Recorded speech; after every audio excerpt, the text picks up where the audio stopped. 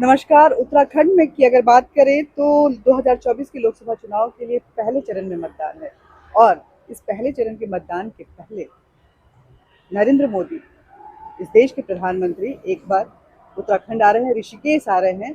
अपने आध्यात्मिक रिश्तों को जोड़ते हुए और जनता से वोट की अपील भी करेंगे। हमारे साथ उत्तराखंड के पूर्व मुख्यमंत्री त्रिवेंद्र सिंह रावत हैं, जो कि हरिद्वार के प्रत्याशी भी हैं इस बार के चुनाव के लिए।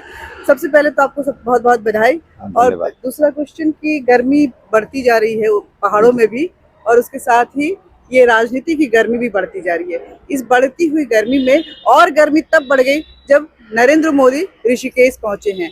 इस ऋषिकेश आगमन को आप किस तरह से देख रहे हैं? 5 सीटों पे कितना इम्पैक्ट रहेगा इसका? नहीं, माननीय प्रधानमंत्री जी कहीं से भी अगर बोलते हैं तो उसका असर पूरे देश पर होता है, पूरे सुनने वालों पर होता है।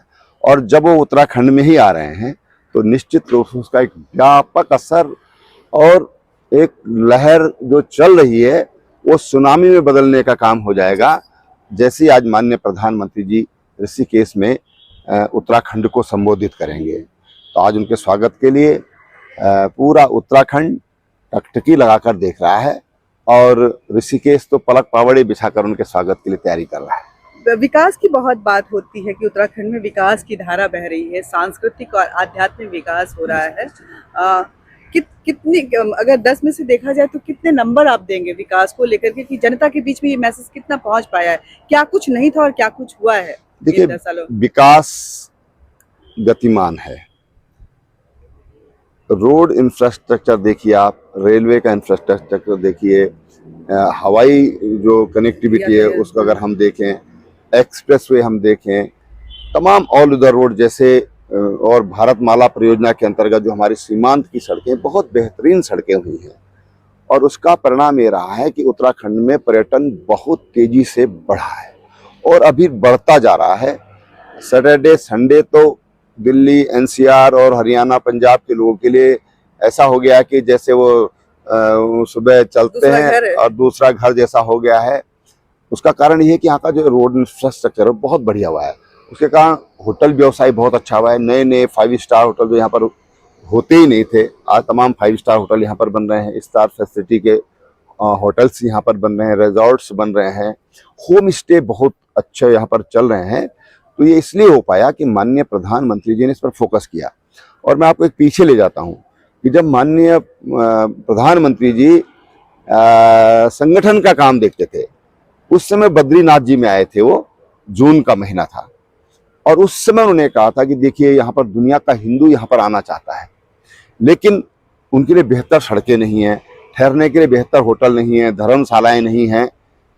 और उसके कुछ दिन बाद, मुझे लगता है कि 3 या 4 महीने बाद, 5 महीने बाद वो गुजरात के मुख्यमंत्री बन गए।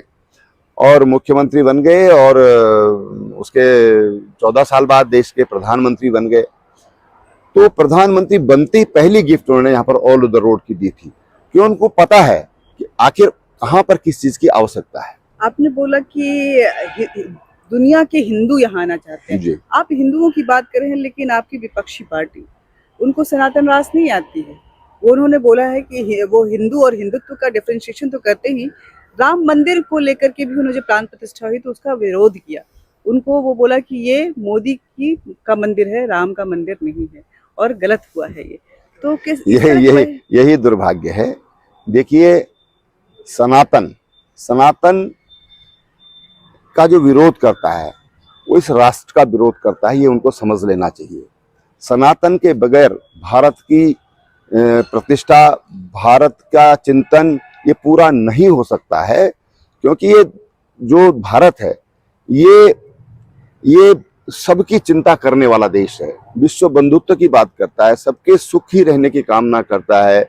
गौ हो, गंगा हो, गाय हो, गायत्री हो, सबकी पूजा की बात करता है। जो प्रकृति और मनुष्य को जो और ऊंचाई तक पहुंचाने का काम करता है, उसको बोलते हैं सनातन। और सनातन का जो विरोध करेगा, इसका मतलब वो इस देश को नहीं समझ रहा है। राम मंदिर को कोई मोदी का मंदिर कहते हैं कांग्रेस के लोग, तो ये अत्यंत दुर्भाग्यपूर्ण है। भगवान राम का समकक्ष कोई दूसरा कैसे हो सकता है? और ये कह करके उन्होंने भगवान राम की प्रतिष्ठा को नुकसान पहुंचाने का काम किया है। अच्छा, राम मंदिर का विरोध किया, लेकिन उसके तुरंत बाद राहुल गांधी मंदिरों में पहुंच गए, लेकिन वायनाड के किसी मंदिर में नहीं जाते हैं। देखिए, राहुल गांधी की स्थिति तो ऐसी है कि वो कोर्ट के बाहर जनेऊ लटका कर चलने वाले सनातनी बन जाते हैं कभी कभी। तो ये इनका केवल प्रदर्शन है, ढोंग है दिखाने का, कि भाई बोलते हैं कि हाथी के दांत दिखाने के और खाने के कुछ और। तो हकीकत, भारत इनकी हकीकत जानता है, अब दुनिया इनकी हकीकत जान गई, और इससे इसका कोई प्रभाव पड़ने वाला नहीं है। भारतीय जनता पार्टी एक बार फिर तीसरी बार भाई नरेंद्र भाई मोदी के नेतृत्व में दिल्ली में फिर सरकार आप बनेगी। सुनामी की बात कर रहे हैं, हरीश रावत बोल रहे हैं कि इतना खराब उत्तराखंड में परफॉर्मेंस रहा है कि इस बार तो इनकी करारी हार होने वाली है। तो नहीं, हरीश रावत जी ने तो अभी 3-4 दिन पहले ये भी कहा कि कांग्रेस में कोई कार्यकर्ता ही नहीं रहा है। उन्होंने हकीकत स्वीकार करी, और सारे कार्यकर्ता, भारतीय जनता पार्टी चुस्त है और कांग्रेस सुस्त है, ये तो उन्होंने स्वयं ही कहा। अब अगर ये बात कह रहे हैं तो शायद उनको टोका होगा किसी ने कि भाई आपने क्या बोल दिया है।